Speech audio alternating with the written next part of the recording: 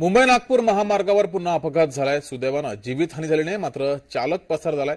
चालकाला झोप लागल्यानं हा अपघात झालाय। तसंच यावेळेस चालक झोपेत होता की त्यांनी नशा केली होती या संदर्भात अद्यापही उत्तर समोर आलं नाही। मात्र मुंबई नागपूर राष्ट्रीय महामार्ग क्रमांक 53 वर गेल्या काही काळात अपघाताच्या घटना वाढल्यात। पुन्हा एक बुलढाणा जिल्ह्यातील खामगाव नांदुरा रोडवर आंबोडा या फाट्याजवळ अपघात झालाय। ट्रक पलटी झाला। सुदैवानं यात कोणतीही जीवितहानी झाली नाहीये।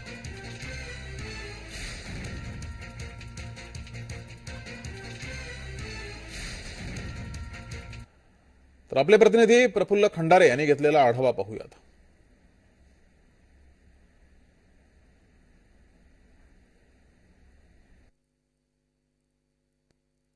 आपण पाहतो हे संपूर्ण ट्रक जो आहे मालवाहू ट्रक आहे, हा पूर्णतः क्षतिग्रस्त झालेला आहे।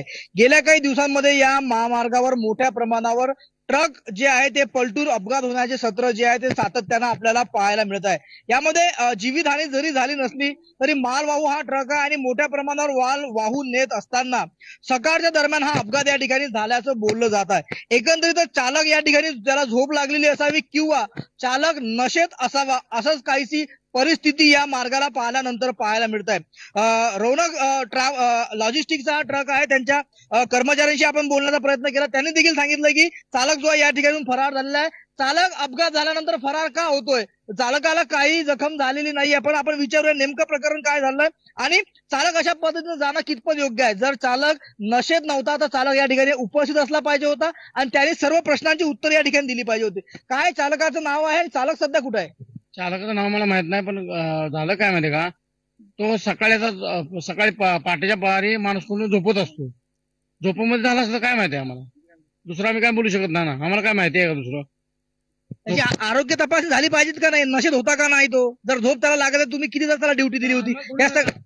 साहेब आम्ही आलो रात्री 1 वाजता, आम्हाला माहित नाही, आम्ही ड्रायव्हर पहिलाच आधी दुसऱ्या गाडीत गेला निघून, आम्हाला माहित नाही काय झालं म्हणून आम्ही आलो, आम्ही तो थांबलो, आता गाडी क्रॉसिंग करतो बस। लोकांना जीव गेला असता तर कुठं आणखी घरांवर हा ट्रक कोसळला असता तर आता आम्ही काय करणार, आम्हाला तर माहित नाही काय, आम्हाला काहीच माहित नाही, खोटं कशाला बोलायचं आहे।